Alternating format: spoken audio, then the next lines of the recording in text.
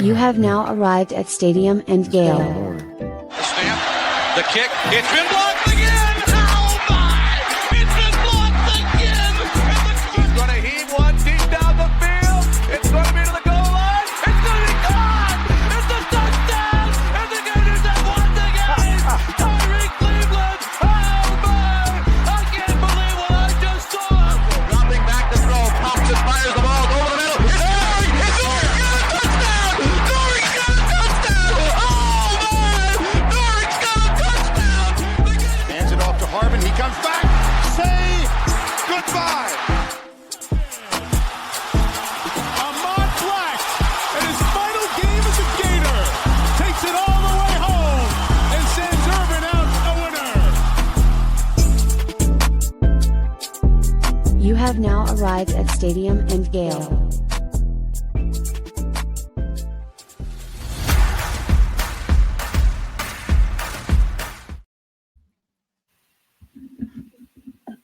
Ladies and There you are. boys and girls, ladies and gents, welcome to another episode of Stadium and Gale, Game Day Eve.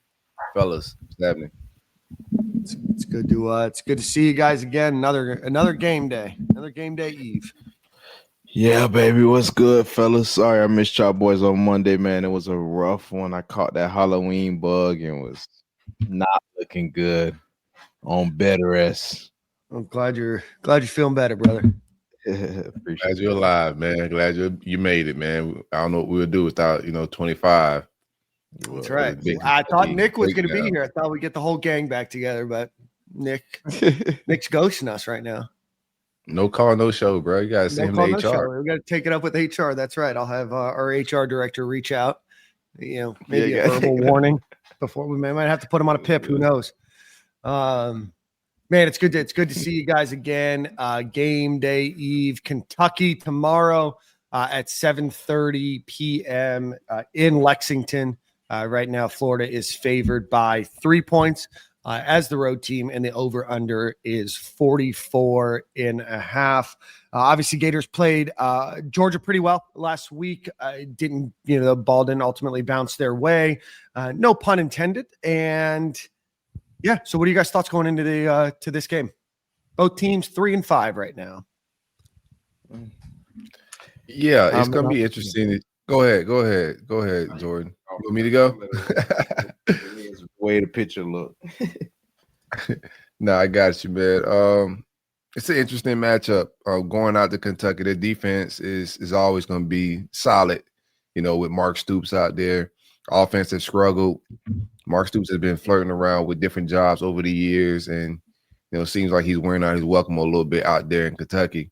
And we come in with an interim coach. Hopefully, the crowd is not as intense as it's been in the last few years. We went to Kentucky. Usually, they pack it out night game. Not expecting that, but I think it could turn into a defensive battle. Both defenses are pretty good. Offensive can be shaky. I think our offense is better than theirs, but it's a game that I think we should win. We have more talent. I think our players are going to come to play.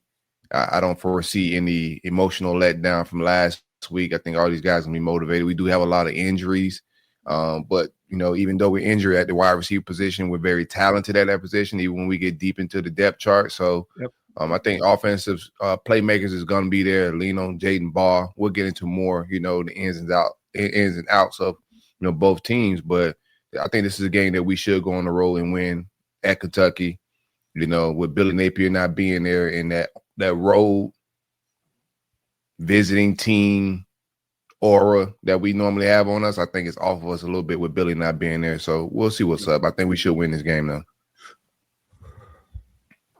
Yeah, man, I agree with you on that, man. I feel like we're just a better team overall, offensively and defensively, if you ask me, just talent-wise. So I think we'll be able to showcase that this weekend, man. I feel like we haven't really had a game where we've put on a really good clinic offensively yet. We've gotten better. Like, I feel like last week we got better, and watching the play calling and seeing some new personnel out there and stuff was a good thing to see. So I think this is a game we turn on a new gear, man. I think offensively we'll light it up, and the defense will complement us in that fashion. I think we'll play some good football all around. Yeah, no, absolutely. Boys, the Gators dealing with a bit of an injury bug, although they will get Vernell Brown, the third back. So the Gators are probably going to start J. Mike, Vernell Brown, and Abrams at wide receiver with Moise, Aiden Mizell, who's back, and Nashawn Montgomery, probably the next three off the bench there. It'd be interesting to see.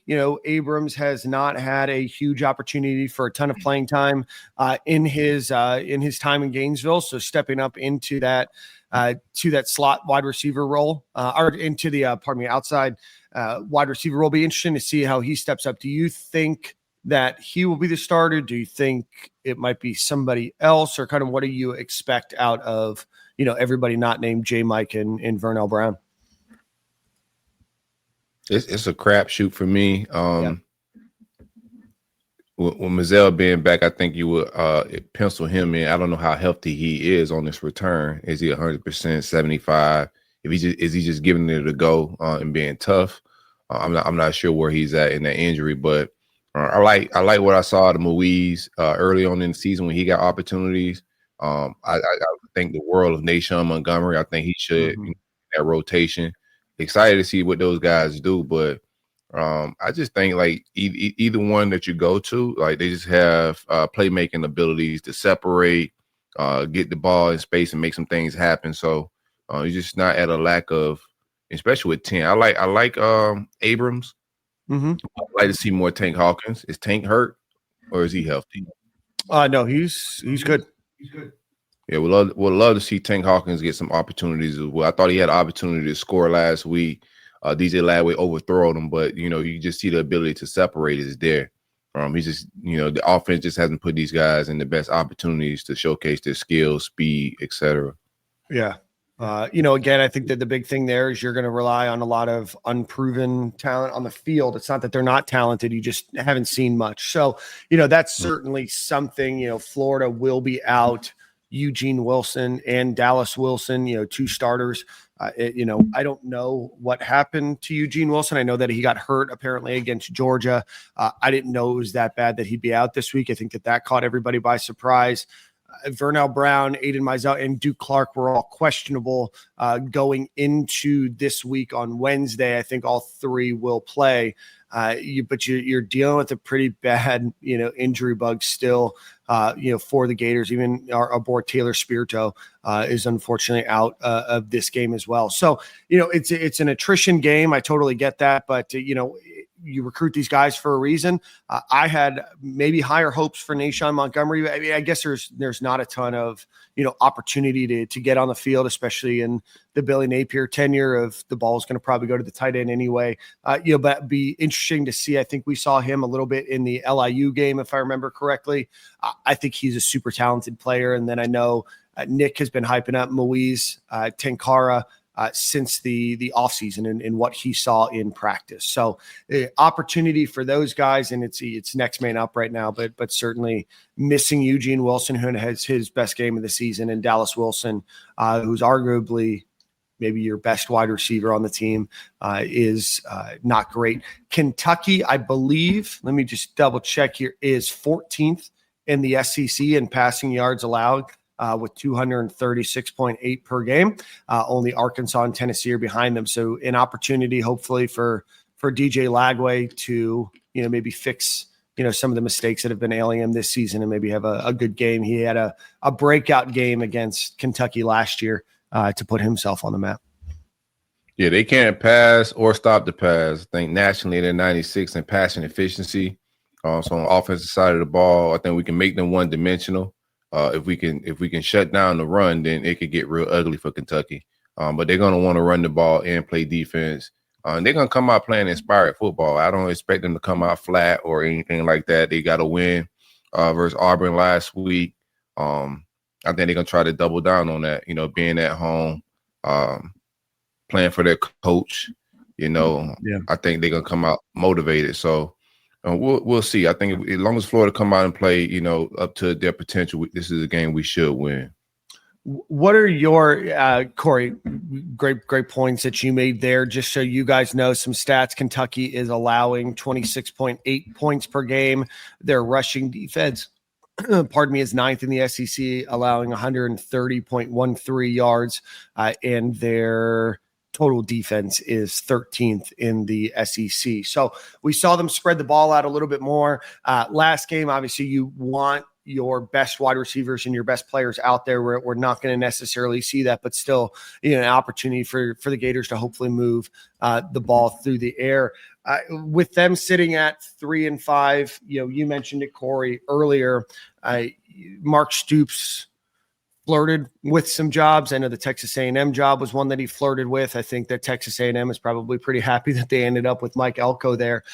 Do you think with a loss or, with a, 3, 4, 5 win season that Kentucky might try to find their way to enter the coaching search with a bunch of other programs right now? Or do you think that they'll pull a Wisconsin like they did with Luke Fickell? And I don't blame Wisconsin for saying, "Hey, let's try this next year." Yeah, it's I think Tulane's coach is if I'm not mistaken, Kentucky alum. He is. Like Yep. if you think you can pull a guy like that, I know there's few programs that want Summerall. I think Auburn's interested there. Maybe Penn State and some others, Arkansas. But if you got a guy that's interested in coming back in a role like Brent Key, Mario Cristobal, going back to their alumni and, researching the program, then I would say enter that coaching search. If you don't know you could grab a guy like that in this market, it'd probably be best for Kentucky to vibe out until next year and compete with Florida State for a coach.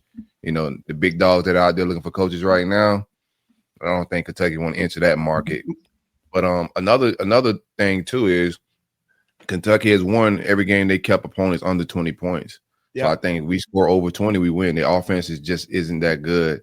So, and I do think we can get over 20 points on this defense. So we go and get 20 plus, it should be a win for us. I don't think they could get 20 plus on our defense. Yeah, Kentucky scoring 22.4 points per game. They rank 10th in the SEC in rushing yards per game with 144 in passing. Like you mentioned, Corey, they're 14th in the conference with just over 200 yards passing through the air. So definitely an opportunity for this defense to hopefully swarm. And we saw them do pretty well this entire season, right? They've done well as a defensive unit. You saw them wreak some havoc against Georgia. You saw them wreak havoc against Texas. This is an opportunity where Florida needs a victory. I think more, for morale reasons, for an opportunity to make a bowl game. You have to win 3 of your next 4 to make a bowl game. And I think that'd be really cool because you just don't know what the future of Billy Gonzalez is, with Florida. And, when they hire a new coach, if that's somebody that he'll keep around, but, a guy that's been around Gainesville a bunch in his career, probably 10-ish cumulative years between, his time with Urban and since. So, it'd be really cool to send him out with an opportunity to go to a bowl game. And I think Kentucky gives you a great opportunity with Tennessee, Ole Miss, and FSU next. It's a must-win game. What do you think about the possibility of Kentucky entering this coaching market? I think – go ahead, Jordan. No. I was going to ask another question, brother. We can do that one first. I think you mentioned. I don't know. I know John Summerall went to Kentucky. I don't know how that opportunity would compare if an LSU, which apparently they're saying that they're not going to be interested in doing that, or Auburn is calling. Tulane is doing fine this year. I know that John Summerall is a very well-respected name, and I guess if you can go and get him, and get him from an Auburn, then this is your opportunity to do so. I think that's one of those you make a call before you make a move. But I don't know how attractive the Kentucky job is. Mark Stoops has really made that job something of value, but even still, that's been dwindling the last few years, unless they think that they can go and maybe you make if you can't get John Summerall, maybe you go and you try something like Eric Morris at North Texas. Maybe you go for a G5 coach that you think that's maybe not on the radar of a Florida and Auburn. I would imagine that they're probably in similar vein to maybe Arkansas. Arkansas might be a little bit higher, but in terms of kind of their success the last few years, I I don't know if this is the right time to enter if you don't absolutely have to. But he could have, might have worn out his welcome a little. John Calipari, like. Yeah, I think so, man. Something like we talked about it on Breakfast with the Gators. It's something that somebody like Lane Kiffin should keep in mind. Like flirting with a job every off season, like eventually you wear out your welcome in a lot of different capacities. What question did you have, Jordan? Oh no, I was gonna ask, how do y'all feel about the large injury report, man? I feel like that's sending me some mixed signals. I don't know how to feel about that as a player and as a lot of stuff. I'm just looking at some names on that roster, like, should I really look into your injury? Are you hurt or are you injured? It's just a lot of questions for me on that, man. So I feel like I just wanted to get y'all point of view on that, how y'all felt about it, and I'll kind of tell you how I felt about it. Well, I do think the list is we're one of the few programs that keep, the injured guys that are out for the season on the list weekly. I don't know why we're one of the programs that do that, but we are. Eugene Wilson, I didn't see him get hurt, outside of his feelings at the end of the game. Him being sad. I didn't see any injuries, so I don't know if he got hurt in the locker room or what happened. But some of these guys, man, who else could possibly be? I like to see Vernell Brown, him clawing back to get some playing times, as well as Aiden Mazzell. I'm trying to think who else on the list that's suspect. Jack I Cheese. think the only one that's suspect, who? 24. 24 has been off, but I mean, this is his senior year, so redshirt senior year, so he can't go anywhere. He's been injured for a couple weeks now. I think this is week 3 or week 4 that he's been out. Caleb Banks is obviously out with the foot. Trayon Webb's been out all season, right? Eugene Wilson, we don't really know. And Nick's, report there, you can see the tweet. It just says he was injured during the Georgia game, played through it, talked to him at practice, good spirits, hope to be back. He's already played enough of the year to not be able to redshirt anyway. I just don't know if any of these guys are making true business decisions. And I guess maybe I didn't know that other schools didn't keep their players that are out for the season off the injury report. Like, I thought that they had to be on the injury report. I don't know of other players that are not on injury reports week over week that are out for the season. I didn't think that you could just take somebody off even though they're out for the season. Because there's no out for the season part of the injury report. Yeah, it's just kind of sketchy to me, man. I don't know how I feel about it. Obviously, with some of the guys that's like ineligible to come back and gonna have to go to the draft or whatever, maybe they're just making a business decision on their own to, just to get that out the way so they can stay ready for the next level. But I don't know how good that is for you. I would like to have more information on, because Pup Howard's been one that just been out for like majority of the season. Like, what's the magnitude of his injury, where he's at with a lot of things? Because that's a guy that's been out all season, and I don't know where he's at health wise. Just to be transparent and upfront with that, I do not know where he's at. But you would think at some point we would see him, and him clawing back to get some playing time. Just hasn't been a thing this year. So I don't know. Like, some guys maybe just think it's, worth just sitting out. I don't know if it's a quick thing, but if I'm Pup Howard and I'm struggling with some nagging injuries, from last season, is coming back this season worth it? Like, just from a business standpoint. And I don't know if it is. And that's what I feel like. I kind of think these guys are looking at. It's like they're looking at we 3-5, no coach. What am I really about to go out there and put my body on the line for? I'm sure probably more than half of these guys can play through these injuries. Obviously, Caleb with the foot, he ain't getting much out of that. But other than that, I don't see anybody on this list that really shouldn't be playing. Obviously, I don't know everybody's injury to a T, but I just feel like a lot of these I feel like they're being dragged out. It's almost like, we 3-5. We ain't playing for nothing. We probably ain't going to make no bowl game. Why am I about to go out there anyway to just go to practice? Because the reality is, obviously, you got some starters on here for sure. But then you got some dudes that still fighting to still, play. So they thinking, I'm going to have to practice and do all this for all these weeks and not even play. Shit, I might as well just get 100%. Yeah, I think Michael Caraway's is he a new addition? I know he played Mississippi State. I don't remember if he played last week against Georgia. Yeah, I mean, I know that he's not necessarily somebody that everybody is eager to see out on the field. No offense to him. No, all offense to him. Yeah, like injured or not injured, like it doesn't. I don't want to see him in my secondary. Like we got real problems, but I think that's just a real thing, man. And you got to look at it. I know we're fans and we want these guys to go out and just leave it all on the line. But you know, if same thing with Eugene Wilson, like he had a injury that he battled through to play, thinking the season, trying to be go win some football games. But they already knew he was going to need season-ending surgery. He's going to need a surgery on that foot in some capacity, but he fought through it because of what we could do this season, go win some football games. But once that's done, like it's not worth fighting through injury. Same thing with Trayon Webb. I think he's a guy that wasn't supposed to be out for the season. But if I'm Trayon Webb, like what incentive do I have to come back right now? I've already graduated. The season's kind of wrapped up. Like it is what it is at this point.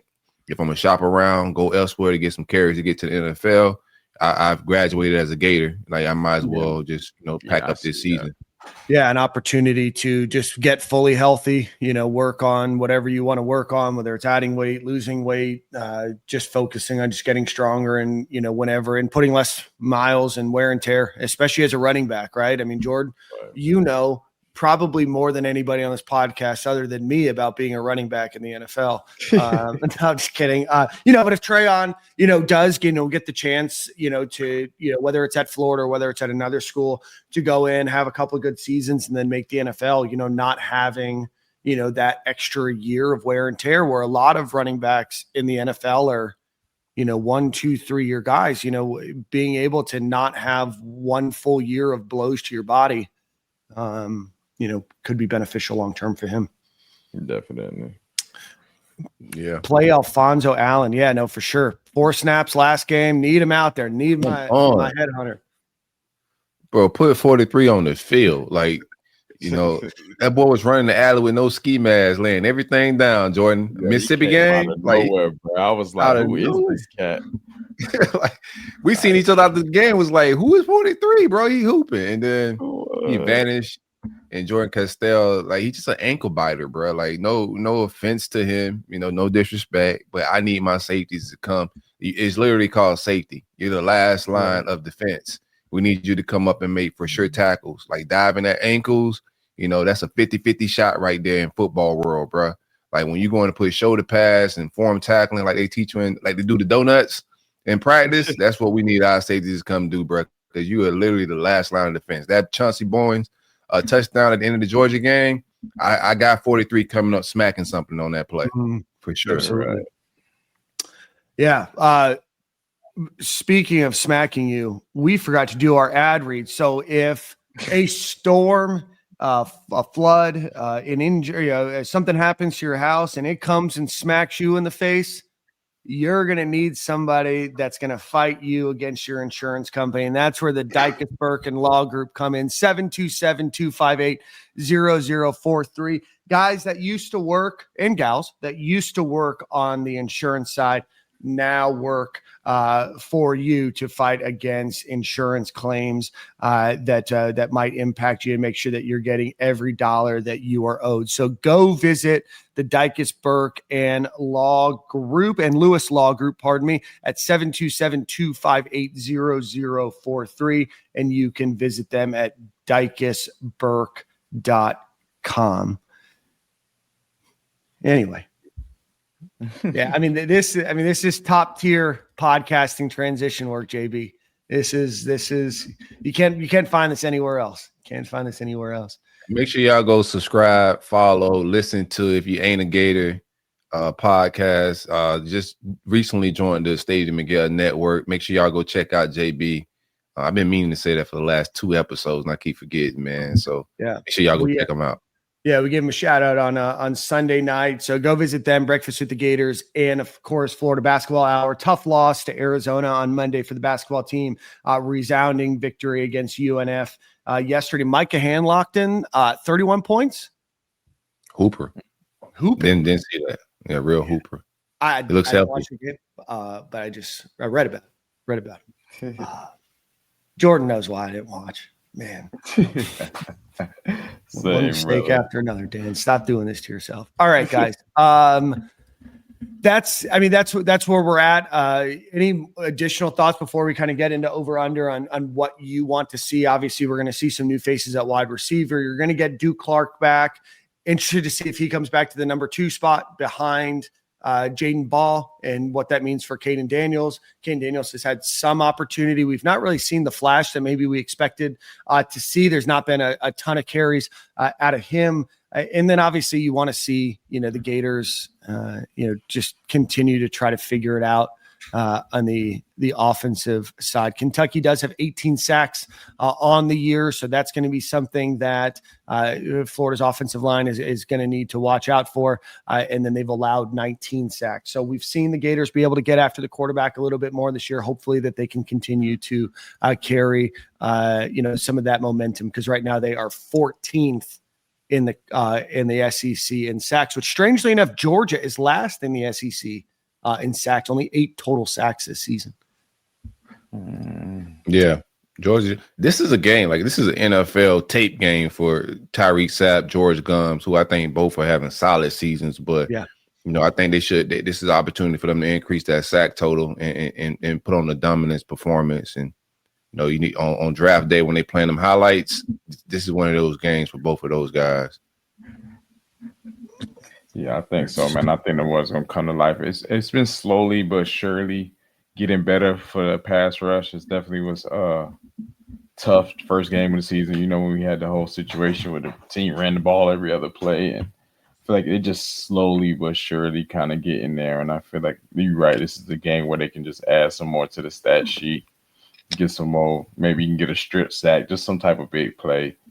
I feel like week after week we've been finding a way to get better as far as in the turnover margin and getting to the quarterback. So I see the same thing happen for us defensively. I know we ain't really hit on defense too much as far as how we feel about them. So that was just kind of my defensive take on it. I feel like we're going to get better because week after week we're getting better on the defensive side of the ball. And this can be a offense that we can have a good practice rep with, if you know what I mean. Not real practice, but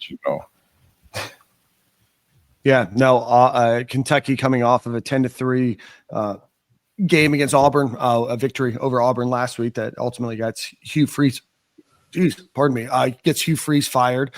Their wins on the season are against Toledo, Eastern Michigan, and of course Auburn. But they've played some teams tight. They lost to Ole Miss 30-23. They put up some points against Tennessee, and I know Tennessee's pass defense is pretty porous.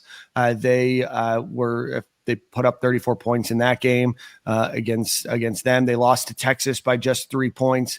They did get smoked by Georgia and South Carolina, but again, a team that can put up a decent fight, and hopefully Florida is ready. Obviously, a lot of injuries on this team, but a team that hasn't given up all season.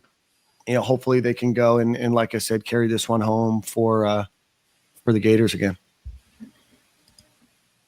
Now, I need Billy G to get this right. We'll get into our over-under, but this is a very turnover-prone team, one of the worst in the country.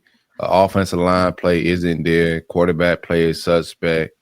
I think it could, if we come in and play with a little edge and a little chip on our shoulder. This could be one Billy G could run away with, man, and get a Gatorade shower or something at the end. But they're not going to come in and lay down.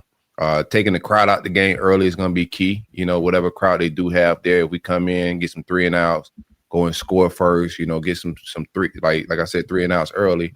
It could be a game that we can route them in. But, we do got to clean up our third down conversions. Has been, one of our Achilles heels in this regime. So we clean up some of that. And also just finishing in the red zone, not selling. Trace Mack has been awesome.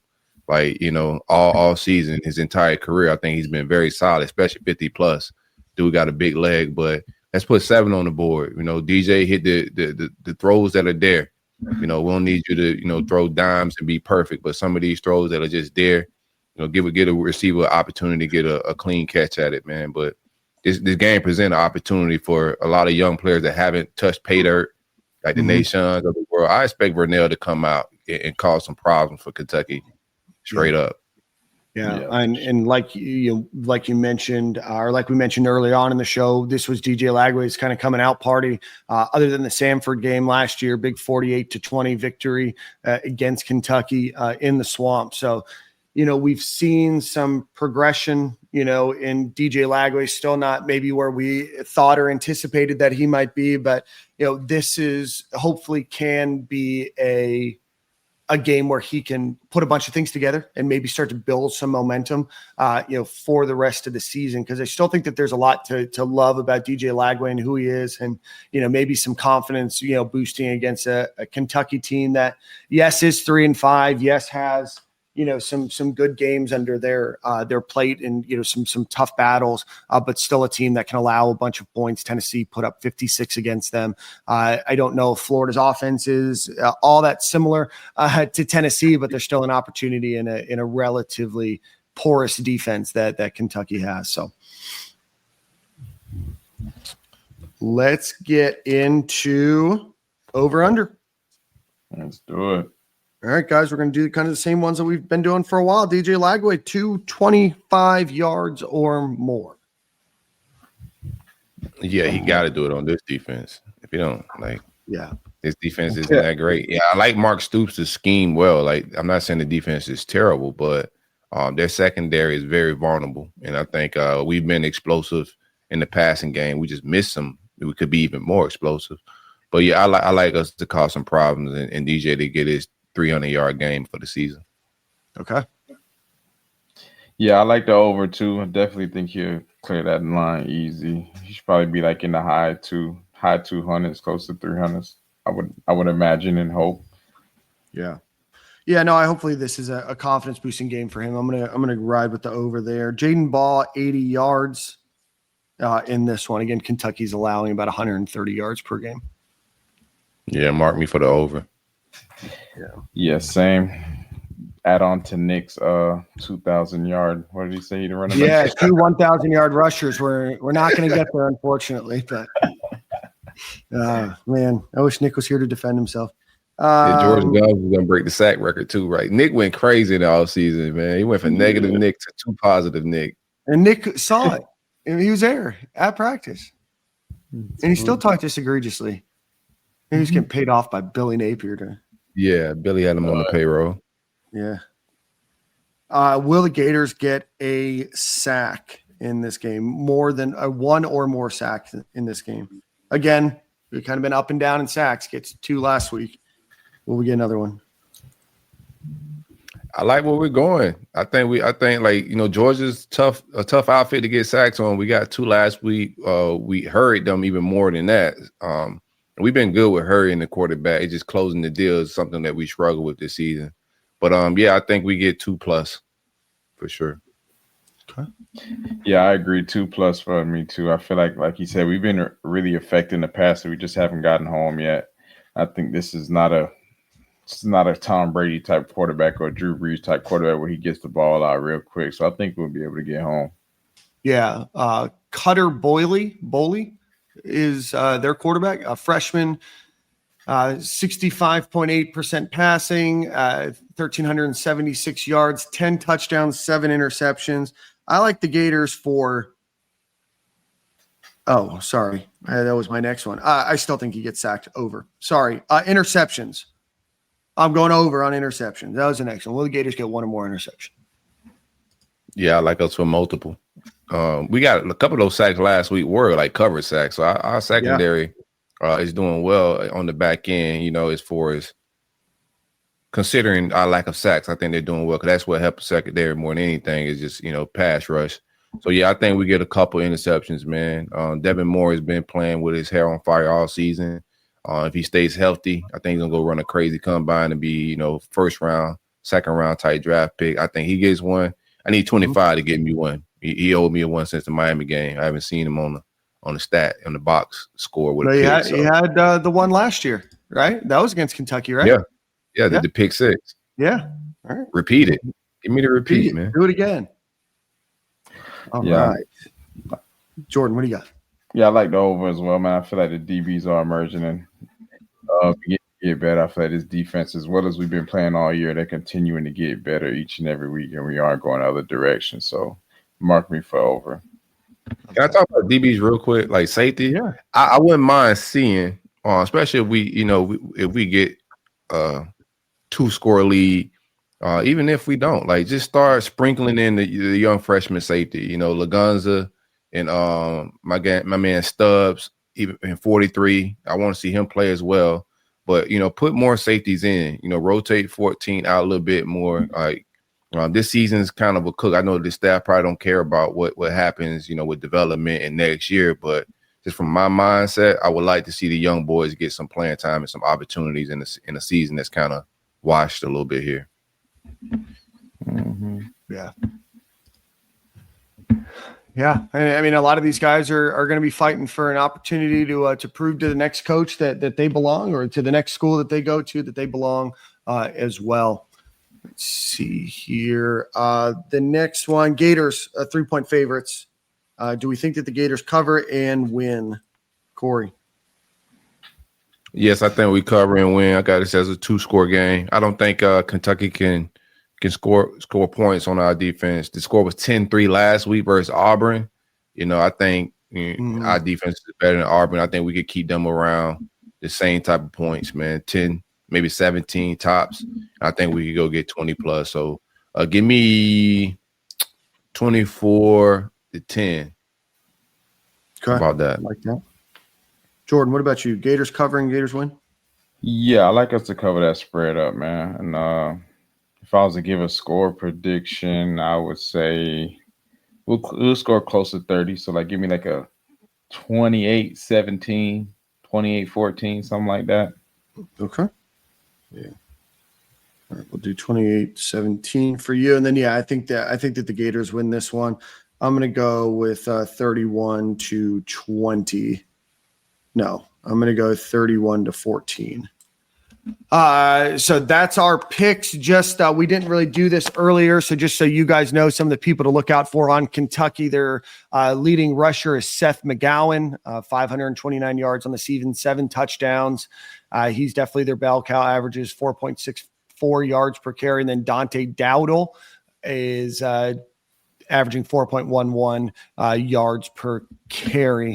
Obviously, we mentioned their quarterback, Cutter Boley. He is now their starting quarterback and has been such for the last 7 games. He has thrown an interception in 5 straight games, and 2 of those games, both the first and the 5th in that streak, were 2 interception games. At wide receiver, Kendrick Law is leading the team with 351 yards. Willie Rodriguez, tight end, Billy Napier is salivating right now. Their tight end is number 2 on the team in receiving with 209 yards. And then number 3, also a tight end, Josh Caddis with 183 yards. So definitely not a team that has put up a lot of yards in the air or through their receivers. You just got to obviously watch out for that tight end move there. So they are on the year just 41% on third down, and they are, let me just get this final, they are losing the turnover margin. They have 1 fumble gain, 7 interceptions on the year, and have lost 5 fumbles and have thrown 8 interceptions on the year. So -5 this season. So they are negative on the road, or pardon me, at home in their turnover margin as well. So I think that does it for us. Corey, maybe you and I get together on Sunday. We can talk a little bit about coaching. There's a lot of commentary about it, and there's just not a lot of new things to report. So there's going to be a lot of information out there that may or may not be true. I would take a lot of it right now with a grain of salt. This is a very buttoned up and quiet search, but we still maintain the same guy as number 1. Yeah, I think more eyes are on the potential board around Lane than more than Lane right now. It's like watching the dominoes kind of fall. Like who signs extensions, who goes to Auburn, who goes to Penn State, Arkansas, etc. We just watch and see, but we'll follow back up on Sunday with a coaching search show. Yeah. And then T. Holland, you mentioned Brett Key. Corey, I know that you tweeted that. I haven't seen that from anybody else. If Brett Key was close to an extension, it wouldn't be surprising if Georgia Tech doesn't try to figure out a way to lock him down. But certainly if that happens, you can add him to the list of the Lashleys and and such that have gotten their extension. Lane Kiffin still has not signed an extension. So very good. And begging for fans to be there this weekend again. Which is also very good. Yeah, begging. A lot of poverty. Fans. Yeah, a lot of poverty.